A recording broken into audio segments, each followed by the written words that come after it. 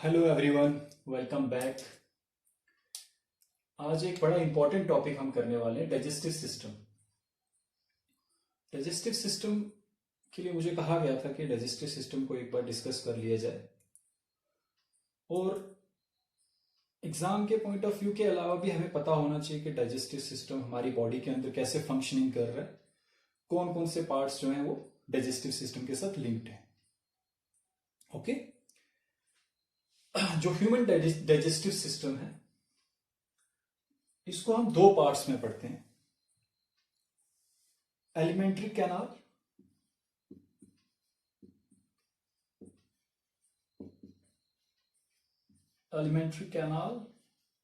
या alimentary canal को गट भी कहते हैं, और दूसरा डाइजेस्टिव ग्लैंड्स।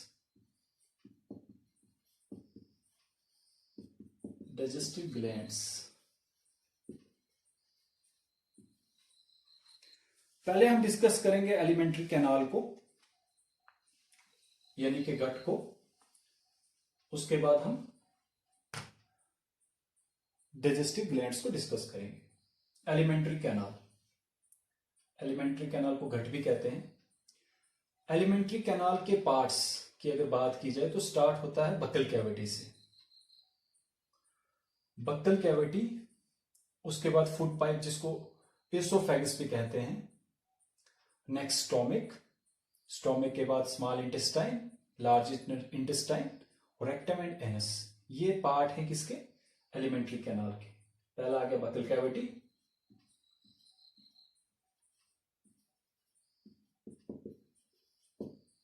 दूसरा आ गया एसोफेगस, एसोफेगस को फूड पाइप भी कहते हैं। तीसरा आ गया stomach,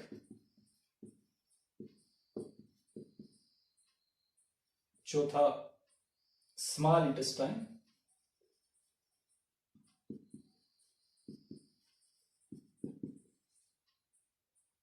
fifth large intestine,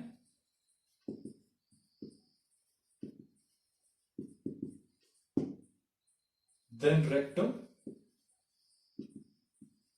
and anus. Okay, buccal cavity से शुरू होता है प्रोसेस, एनस पे खत्म। ओके, बक्कल कैविटी से लेकर एनस तक अगर हम बात करें एलिमेंट्री कैनाल की लेंथ की, तो एलिमेंट्री कैनाल ऑलमोस्ट 9 मीटर है।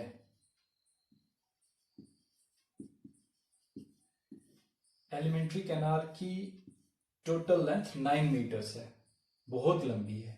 ठीक, उस 9 मीटर में जो स्मॉल इंटेस्टाइन है ये 6 मीटर से ज्यादा है, और लार्ज इंटेस्टाइन 1.5 मीटर्स। ओके, ये एलिमेंट्री कैनाल के बारे में बात थी। अब जो स्मॉल इंटेस्टाइन है, स्मॉल इंटेस्टाइन के फर्दर 3 पार्ट्स होते हैं।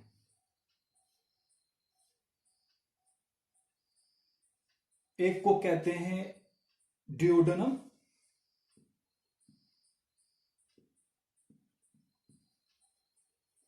ओके, दूसरे को कहेंगे मिडल जेजुनम,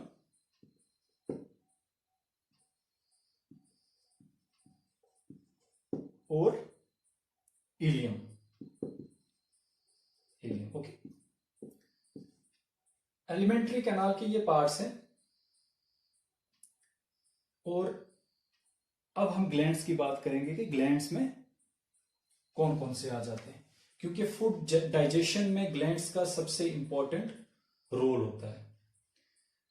एलिमेंट्री कैनाल्स की फर्दर कुछ स्पेसिफिकेशंस ये हैं कि एलिमेंट्री कैनाल, जब हम खाना खाते हैं, खाना मुंह में चबाते हैं, च्यू करते हैं, जब वो फूड पाइप में आता है, एसोफेगस में आता है, एसोफेगस में पेरिस्टाल्टिक मूवमेंट्स होती हैं। फॉर एग्जाम्पल, ये हमारा खाना जा रहा है फूड पाइप से, यहां पीछे वाला पोर्शन कंट्रैक्ट होगा, आगे वाला रिलैक्स होगा, फूड आगे आएगी। इसी तरह similarly this portion will get contracted ये रिलैक्स होगा, करते करते आगे आएगा। इसी वजह से पहले एक मिथ होता था कि खाना ग्रेविटी की वजह से नीचे जाता है, ऐसा कुछ नहीं है। ये मूवमेंट्स होती हैं जिनको कहते हैं पैरालिस्टिक मूवमेंट्स, पेरिस्टाल्टिक मूवमेंट्स, उसकी वजह से खाना इसोफेगस से नीचे आता है और चलते चलते एनस तक ये प्रोसेस कंटिन्यू रहता है। ठीक, अब बात आ जाती है ग्लैंड्स की। फूड डाइजेशन में ग्लैंड्स बहुत इंपॉर्टेंट है। एलिमेंट्री कैनाल से आ जाती है दूसरी बात, ग्लैंड्स।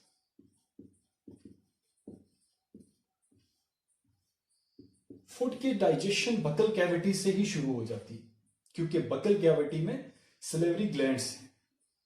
जो सलेवरी ग्लैंड्स हैं उनमें से एक एंजाइम सेक्रीट होती है जिसको कहते हैं सलेवरी एमाइलेज, जिसको टाइलिन भी कहते हैं। ग्लैंड्स पहला आ गया, सलेवरी ग्लैंड्स।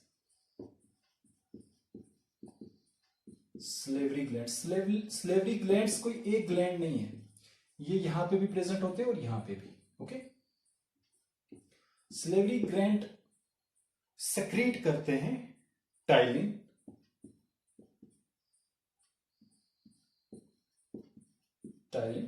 पी साइलेंट है इसमें। टाइलिन हेल्प करता है डाइजेस्ट करने, किसको? स्टार्च को कन्वर्ट करता है, डाइजेस्ट करता है माल्टोस में। तो ये बात हमें समझ आ गई, डाइजेशन स्टार्ट हो जाती है बकल कैविटी से। ठीक, फर्स्ट ग्लैंड आ गया सलेवरी ग्लैंड्स। नंबर 2 पे जो ग्लैंड है उसको कहेंगे हम लीवर। लीवर ह्यूमन बॉडी में लार्जेस्ट ग्लैंड है। लीवर सेक्रीट करता है बाइल।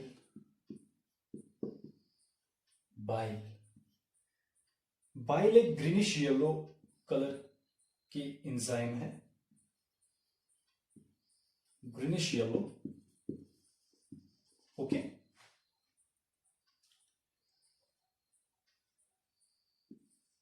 और बाइल टेम्परेरी हिसाब से स्टोर होता है गाल ब्लैडर में। यहां पे बाइल सेक्रीट होता है और गाल ब्लैडर में स्टोर होता है टेम्परेरी।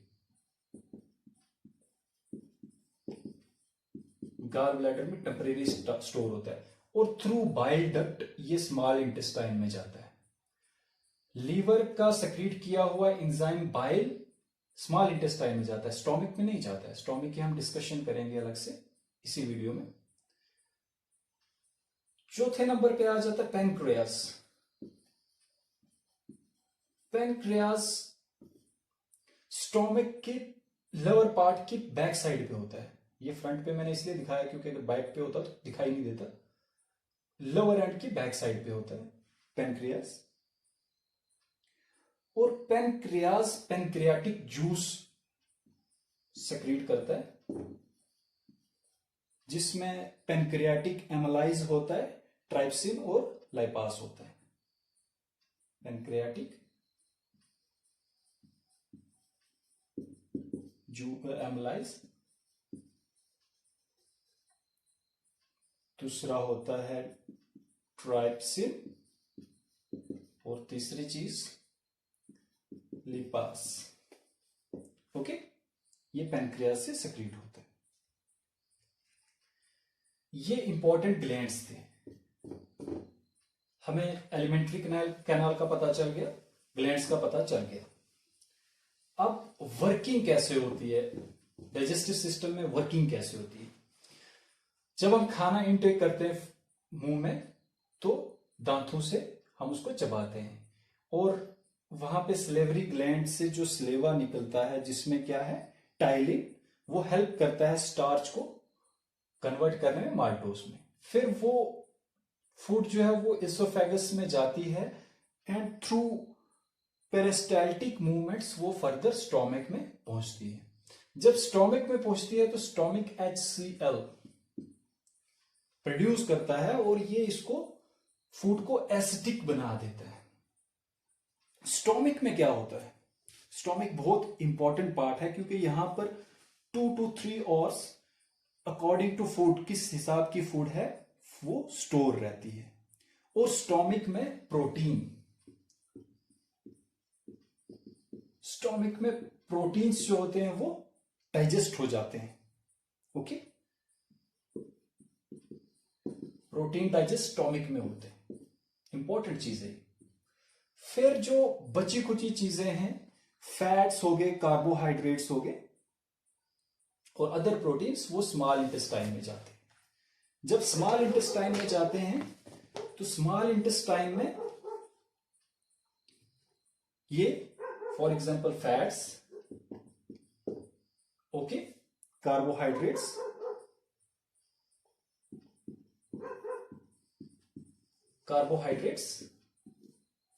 डाइजेस्ट होते हैं with the help of enzyme, bile और पैंक्रियास से जो पैंक्रियाटिक जूस हुआ है उससे डाइजेस्ट होते हैं। फिर स्मॉल इंटेस्टाइन में डाइजेस्ट होने के बाद एसिमिलेशन होती है, मतलब के जो भी एनर्जी निकलेगी इन फूड पार्टिकल से वो अदर पार्ट्स ऑफ बॉडी में जाएगी through small intestine. Next small intestine से जो बचा खुचा जो वेस्ट मटेरियल है वो लार्ज इंटेस्टाइन में जाएगा। लार्ज इंटेस्टाइन से वो रेक्टम में जाएगा and through anus excrete out हो जाएगा, बाहर निकल जाएगा, क्योंकि उसकी जरूरत बॉडी में नहीं होती। यहां पे एक इंपॉर्टेंट चीज है, पेरिस्टाल्टिक मूवमेंट्स।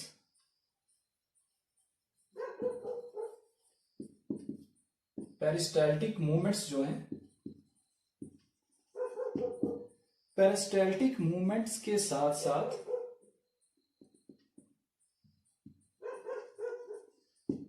एक इंपॉर्टेंट फैक्टर यहां पे और भी है।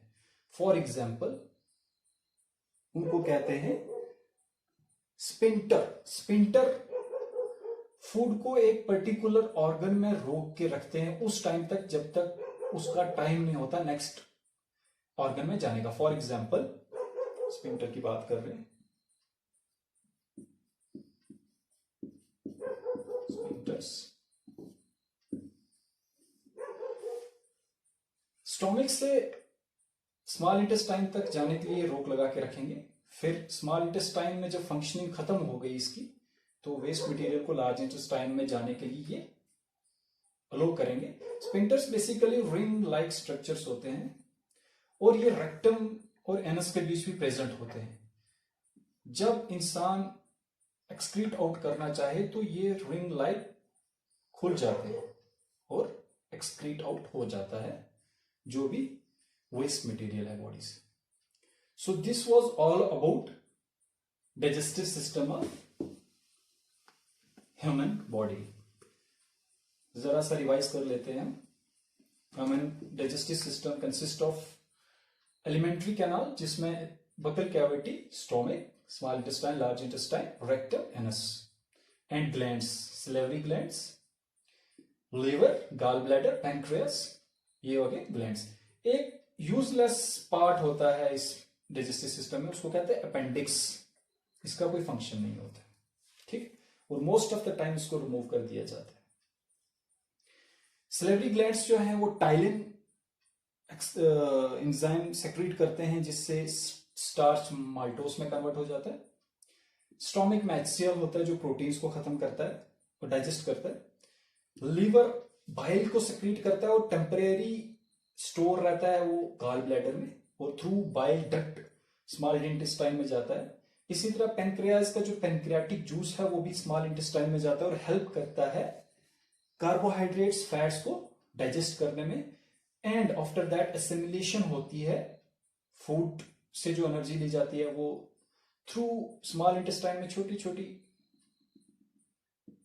कुछ ऑर्गन्स, स्मॉल ऑर्गन्स होते हैं जो थ्रू ब्लड उसको अदर पार्ट्स ऑफ बॉडी में ले जाते हैं and then waste large intestine में आएगा and through anus excrete out हो जाएगा। Thank you so much, have a good day.